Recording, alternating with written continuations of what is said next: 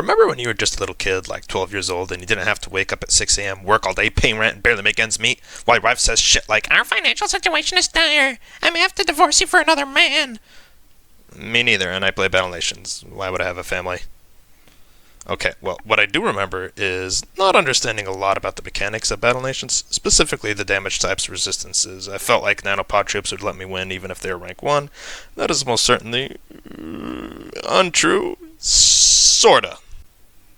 So today I'm going to share with you all my research for the past 4 days on unit types, damage types, status effects, and resistance stats in that order, if your attention span can last longer than mine. Before we get started though, I have to give a quick shout out to my wallet because no one sponsors me. But I also have to say that I've excluded aircraft and naval units. I'm still a low-level peasant, and all this info is being taken from the Battle Nations wiki based on their prior max stats, so take a lot of this information with a grain of salt. Simply because the current creators of Battle Nations said they want to rebalance everything. The game isn't balanced, and so they want to change things. So if you're watching this in 2035, don't watch this because this information is probably irrelevant by then. When it comes to soldiers on the field, there's light infantry and heavy infantry, with the key differences being armor and resistance, obviously. Light infantry, as you may have guessed, typically have none, while heavy infantry have some, typically at the price of all your nanopods and an arm and leg, and 10 more nanopods. Alright, I'm going to list off all the light infantry first.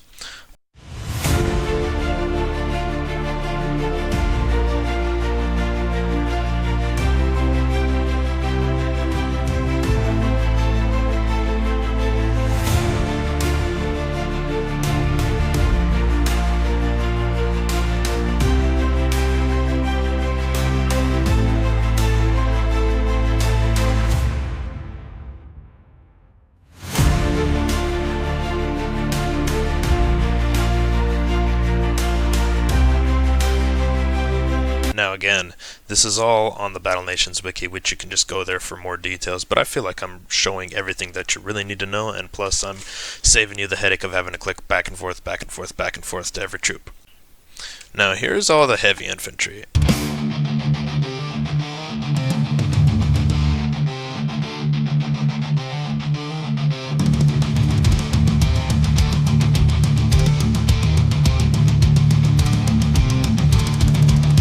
Again, the heavy infantry has that classification simply because they have some kind of armor or resistance unlike their light counterparts.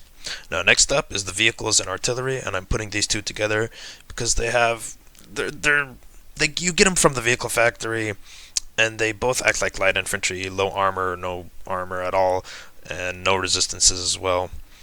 And that's not to be mistaken with tanks, which are the heavy, and you'll see that later here in a sec. But for now, light vehicles.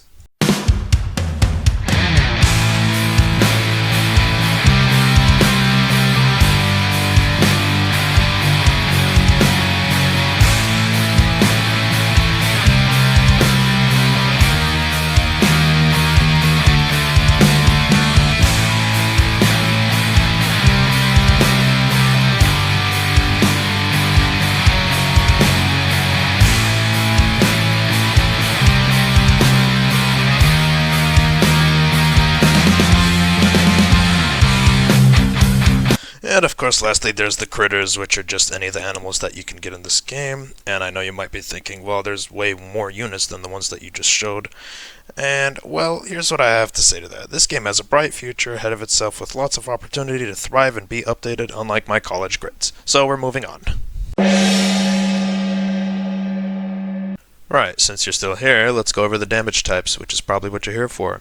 There's 4 main damage types, and obviously the picture that you see has some which I'm not going to go over, and that's because, again, I don't have planes or battleships or whatever the hell right now. But there's also a bonus one, which you will see, which is cold. I'll go over that as well, but very briefly. Alright, up first is fire and poison, not to be mistaken with their DOT, which is damage over turns in case you didn't know, and that's their status effect. I'm not talking about that, this is just their damage type. And you can tell if something uses fire poison simply if you open your damn eyes. But now onto the real stuff here. Armored units tend to resist about 25% of this. Obviously this varies, so it does okay against them, and it does okay against unarmored units, but this damage type excels against critters. Now, next up on my list here is piercing damage, which actually does not do piercing. It sucks against armor, which is really bizarre because, they called it piercing. They probably should have just called it ballistic damage. This is literally any basic attack, like for example, a battle raptor, piercing damage. Your 40 shock troopers you spent all your nanopods and not me, piercing damage. Your mom's chanclas, piercing damage. Your girlfriend's voice in your ear, she doesn't exist, but that's piercing damage too. So essentially anything without the blue armor health bar is what you'd want to use this on because it'll do a lot of damage to it, but not the armor. Well, actually, there are certain troops that have an exception to this, namely the railgun sniper. Alright, yeah, I don't care. Well, anyway, you can leave a hate comment in the comment section. I'll still appreciate you for leaving a comment because I don't think I've had that yet. But yeah, crushing damage.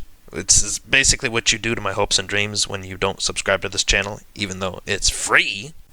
But anyway, crushing damage, yeah. Basically, it doesn't do a lot of damage.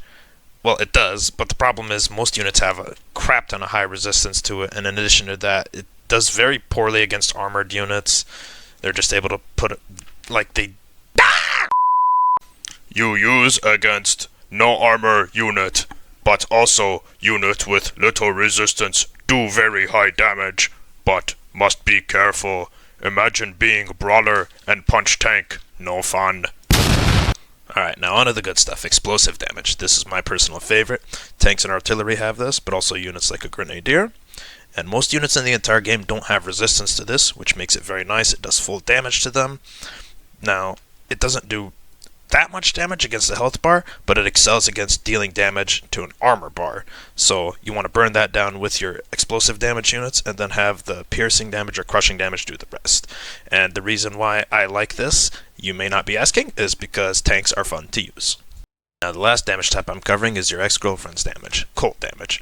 Critters do really well against her, and they resist it, but everything else gets frozen typically, and frozen is a status effect you do not want, which we'll be covering here in a moment. Alright, now since I don't care about being professional anymore, I'm just going to go through all the status effects real quick, what causes them, blah blah blah. So starting off with suppression, caused by some piercing attacks, it lowers enemy accuracy. Stun, this is a stat effect that lets future attacks bypass armor. Typically the gas attacks stun infantry and critters, while EMPs affect vehicles. Freeze, as mentioned before, a frozen unit can't do a damn thing, just like the stun, but instead of bypassing the armor, it makes the unit 100% susceptible to the four main damage types. And now explosive and shatter, which is exclusive to the weapons technician, which may or may not be in the beta right now, I have no idea, but his attacks provoke units to take like 400% more vulnerability to crushing and explosive damage, which is no joke. Poison and fire DOT, damage over time, as I said earlier. It's just the extra damage that happens to a unit over turns. Basically, the difference between the two is poison does as much damage as its initial hit typically, while fire is based on the enemy resistance and their weakness. And lastly, damn it, I had to sneeze and I didn't sneeze. Lastly, there's shelling, and this is a buff actually that increases tank and artillery damage. And in addition to all that, it also gives it a little extra armor piercing damage. First off, thank you for making it this far. So I'm going to go through resistances just like I did with status effects as quickly as possible. So the first one is bravery. The more bravery you have, the less chance of being suppressed. Defense, and I'm going to quote this one because it's kind of weird. This value determines how mobile and elusive a unit is. Some attacks will result with a miss, and the reason why I'm quoting this is because the next one is dodge. Attacks that would normally hit are dodged, and I don't know why those are not in the same category. I think one is for vehicles, one is for normal soldiers. And lastly here, I have blocking. And this one's a little bit misleading like piercing because it doesn't block damage. Instead, what it does is it's like the size of a unit and how they will offer cover for units behind them on the field.